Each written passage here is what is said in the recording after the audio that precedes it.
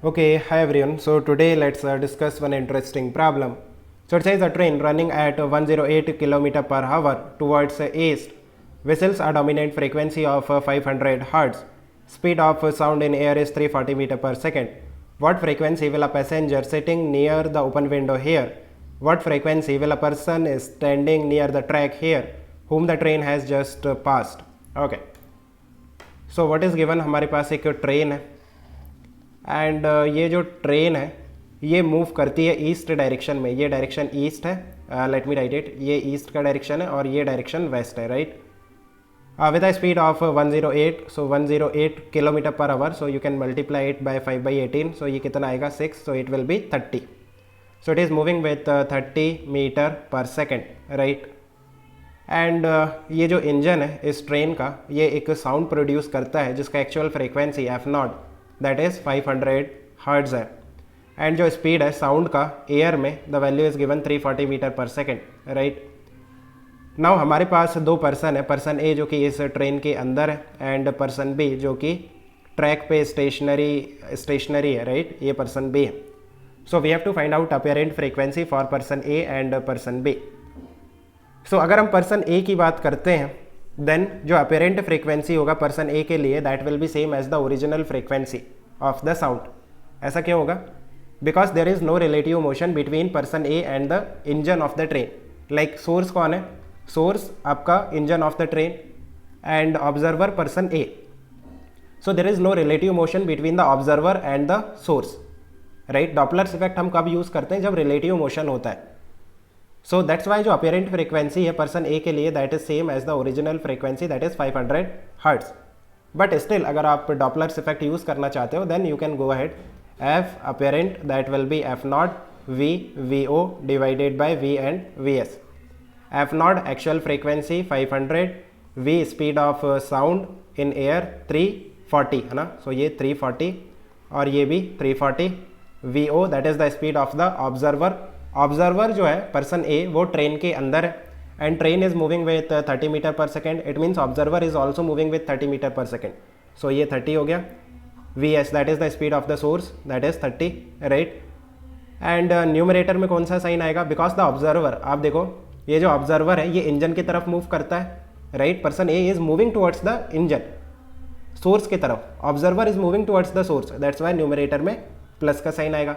Denominator में अगर हम देखें the source is moving away from the observer, the engine is moving away from the person A, right. so if source is moving away from observer, denominator में कौन सा sign आएगा? Plus का sign. so that is 500, 340 और ये 30 और ये 340 और ये 30 और ये दोनों के बीच में प्लस का साइन है. न्यूमरेटर डिनोमिनेटर कैंसिल हो गए. F apparent is same as original frequency, right. Simple. Person B के लिए हमें डॉपलर्स इफेक्ट यूज करना पड़ेगा because there is relative motion between person B and the engine of the train, right. So F apparent that will be F0 VO divided by V and VS. F0 actual frequency 500, V that is the speed of sound 340, V again 340, VO that is the speed of the observer. Person B is stationary, so observer is stationary 0. VS speed of the engine है ना, source का speed. So that is 30. अभी denominator में कौन सा sign आएगा? Again plus का sign आएगा because the source is moving away from the observer. जो इंजन है ट्रेन का वो पर्सन बी से अवे मूव कर रहा है, right. So that's why plus का साइन आएगा.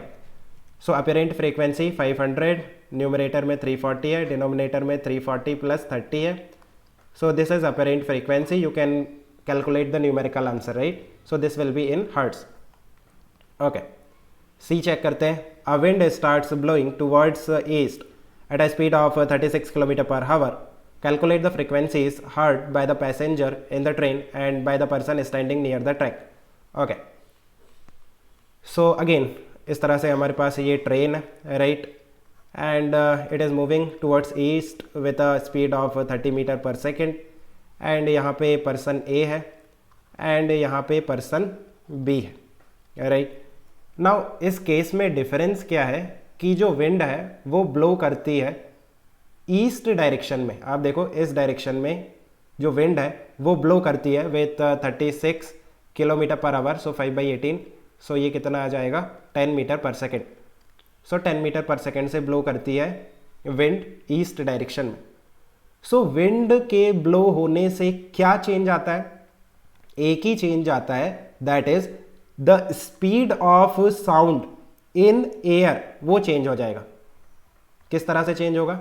आप देखो, लेट्स से हम बात करते हैं, ये इंजन है ना। इंजन जो साउंड प्रोड्यूस करेगा वो हर डायरेक्शन में जाएगा। एक वेव आगे जाएगी, एक साउंड वेव पीछे जाएगी, एक ऊपर जाएगी, एक नीचे जाएगी, हर डायरेक्शन में जाएगी। लेट्स से हम दो साउंड वेव को कंपेयर करते हैं, एक वेव जो कि आगे की तरफ जा रही है वेव 1, एंड एक वेव जो कि पीछे की तरफ जा रही है ना वेव 2। बिकॉज जो विंड है वो आगे की तरफ ब्लो करती है, मीन्स ईस्ट का डायरेक्शन। आप ईस्ट और वेस्ट के टर्म्स में भी बात कर सकते हो, ये ईस्ट है और ये वेस्ट है ना। साउंड वेव 1 ईस्ट डायरेक्शन में है एंड जो विंड है वो भी ईस्ट डायरेक्शन में है, राइट। सो दैट्स वाई जो वेव 1 है, साउंड वेव 1 है, उसका स्पीड इंक्रीज हो जाएगा। पहले कितना था? 340 था, अभी कितना हो जाएगा? 350 हो जाएगा। 340 प्लस 10। एंड साउंड वेव 2 जो कि अभी वेस्ट में ट्रेवल करती है, राइट, उसका स्पीड डिक्रीज हो जाएगा। पहले कितना था? 340, अभी कितना हो जाएगा? 330। 340 माइनस 10, बिकॉज जो विंड है वो ईस्ट डायरेक्शन में और जो साउंड वेव 2 है वो वेस्ट डायरेक्शन में, राइट। सो जो नेट स्पीड आएगा साउंड वेव 2 का, दैट विल बी 330, 340 माइनस 10, है ना। नाउ अभी देखो अपीरेंट फ्रीक्वेंसी की अगर हम बात करें person A and person B के लिए, देन पर्सन ए के लिए जो अपीरेंट फ्रीक्वेंसी है वो चेंज नहीं होगा, because there is no relative motion, है ना, between this person A and the engine of the train. So speed matter नहीं करती, speed of sound wave matter नहीं करती for person A, and wind के ब्लो होने से nothing will change except the speed of sound wave. सिर्फ sound wave का speed change होगा, nothing else. So person A के लिए जो अपीरेंट फ्रीक्वेंसी है वो चेंज नहीं होगा, that will be same as original, है ना, 500 हर्ट्ज ही रहेगा। पर्सन बी के लिए आप देखो, पर्सन बी के लिए अगर हम बात करते हैं, हम डॉपलर्स इफेक्ट यूज करना पड़ेगा, right. F apparent that will be F naught V V O divided by V and V S. F naught that is the actual frequency 500, V that is the speed of sound wave. अभी हम 330 लेंगे या फिर 350 लेंगे, आप देखो हमें वो साउंड वेव लेनी है जो कि इस पर्सन बी को रिसीव होगी। अभी कौन सी साउंड वेव रिसीव होगी? साउंड वेव 2 जो कि वेस्ट के डायरेक्शन में ट्रेवल करती है, बिकॉज जो साउंड वेव वेस्ट के डायरेक्शन में ट्रेवल करेगी वो इस पर्सन बी तक जाएगी, राइट, एंड उसका जो नेट स्पीड है वो 330 है। सो दैट्स वाई यहां पे पहले हमने 340 लिया था, बट अभी कितना लेंगे? 330। सो ये 330 हो जाएगा, right. V O that is the speed of the observer, observer तो स्टेशनरी है, पर्सन भी स्टेशनरी है। Speed of the source that is 30। So यहाँ पे कितना आएगा? 500, 330 और 330 और ये 30, और डिनोमिनेटर में प्लस का साइन आएगा because the source is moving away from the observer.